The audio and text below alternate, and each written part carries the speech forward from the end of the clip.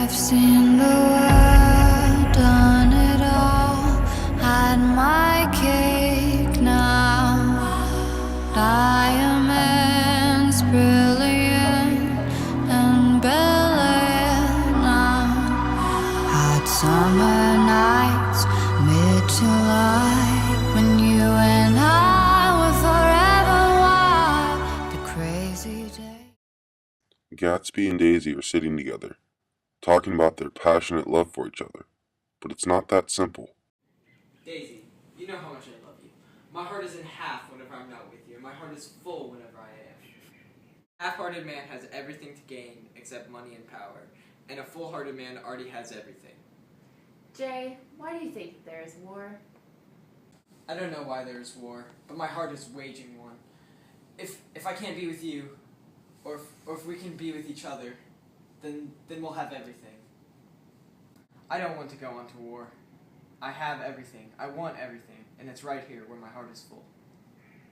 Well, if everything is right here, then how is it possible for war to be over there? And why is it so hot? Daisy, you love me, right? I love you very much, but it's really hot. I swear the sun was there a second ago, but now it's right here. Now I remember. We were inside and the sun was there. But then you asked if we could talk, so we came outside. And now the sun is there. What did you want to talk about? Well, I know I don't have very much money, but money is for a half-hearted man. And if a full-hearted man has everything, then I don't need money. I don't want to go to war, because war is over there, and you're over here. My parents think that you want me for my money, and they don't trust you. You need to prove them wrong. Well then, I must go. With my half heart, I will go. But with a full heart, I will return. Wait, go where? Gatsby takes Daisy's hand, walks her over, points to the distance. He's going to war. Flash forward. Tom and Daisy meet up after Gatsby has left for war. Daisy's leaning up against the wall and Tom walks up to her. Hello, Daisy. Finally we get the chance to talk. You've been ignoring me. Well, I'm talking to you now, so speed it up because you're already boring me. Walk with me, please. There's so much I want to share with you. And I haven't stopped thinking of you for weeks, since the first time I laid eyes on you. If we must. Tom and Daisy walk in 2 weeks later. Daisy already head over heels in love. Oh, Tom, you spoil me. We have everything. Let's get married, Daisy, right now. Everything is so perfect, and things are only going to get better. I can give you anything. You know that I love you, Tom, but... But what, Daisy? Your father was ecstatic when I asked his permission for your hand. I can give you everything. Everything? Who is everything? Money, power, nice clothes, a nice house. Daisy, I can give you a baby. That sounds so wonderful, but I feel like we're forgetting something. Daisy! And it's so hot. Look at the sun. Daisy, will you? Will I what? Will you marry me? Yes, yes, Tom.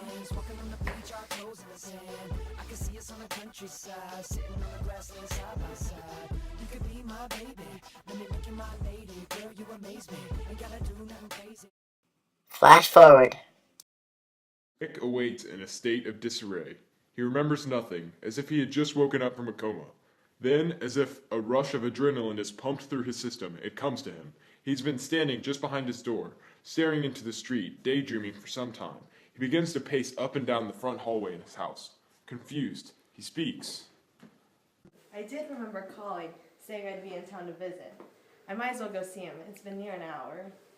I'll get in the car and go to East Egg. Nick Carraway begins to check himself for things, then finds his keys and proceeds to his car. What a day it is. Nick seems flustered after that statement, then can't figure out why he hasn't left his house yet. He shakes the gear shift and presses the brake. Nothing seems to work. Ah, he says to himself, the key, and he begins driving. During the drive, he contemplates everything around him. The pattern on the streets, the light posts, the guard's house, and so on until getting to Tom's. Welcome, old friend, to my humble abode. Can I intrigue you with a glass of wine and a tour? Your house is divine, as you insist. This high hallway into a bright rosy colored space, gradually bound into the house by French windows at either end. The windows are ajar and gleaming white against the fresh grass outside that seem to grow a little way into the house. A breeze blows through the room and blue curtains in at one end and out the other like pale flags, twisting them up toward the frosted wedding cake of the ceiling, and the rippled over the wine-colored rug, making a shadow on it as the wind does on the sea. Oh, the magnificent things that can happen, and we can see yet we can't see what makes it happen. Bravo, Nicholas. I had no idea you were such a poet and a well-spoken individual. I don't know. I seem mesmerized, but carry on as we do. Tom slowly nods and agrees, and goes to close the windows.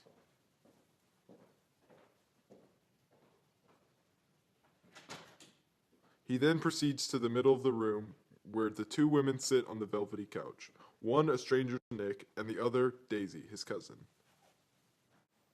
Oh, I'm paralyzed with happiness. Nick murmurs as she is not in the slightest bit funny to him, yet she believes she's made a whole comedy club burst into tears. Nick eyes the stranger, Miss Baker, who's been giving him flirty signals since he entered the room, and their eyes meet.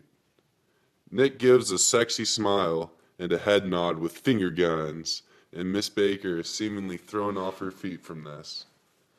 Nick almost tries to apologize, but is interrupted. So how are they? Nick spends the rest of the evening talking to Tom and Daisy, the happily married couple, and his new friend, Miss Baker. Flash forward. Gatsby has returned from war. He reminisces on the love he once shared with Daisy. Daisy has been taken by another man. But why would Daisy want to be with Gatsby, he wonders. He needs to do something. Something to win Daisy back. Oh, my sweet love, Daisy. Daisy, Daisy, Daisy, Daisy. How we used to bloom under the starry nights of the sky, spending all of our nights together. Look at you, the perfect life.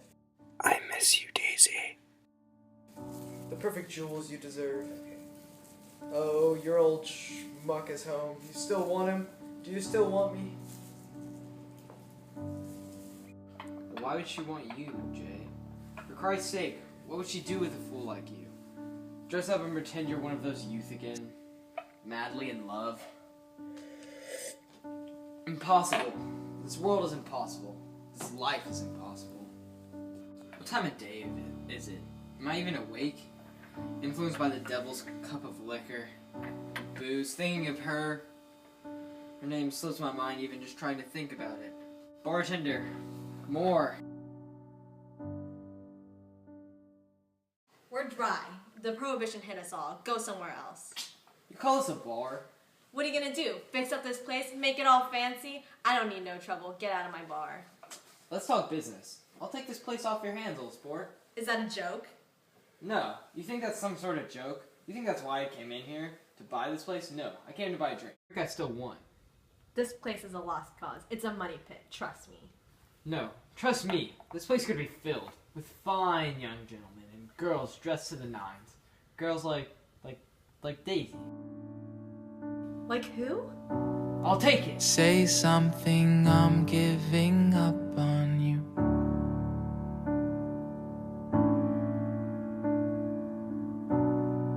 I'll be the one if you want me to. Where?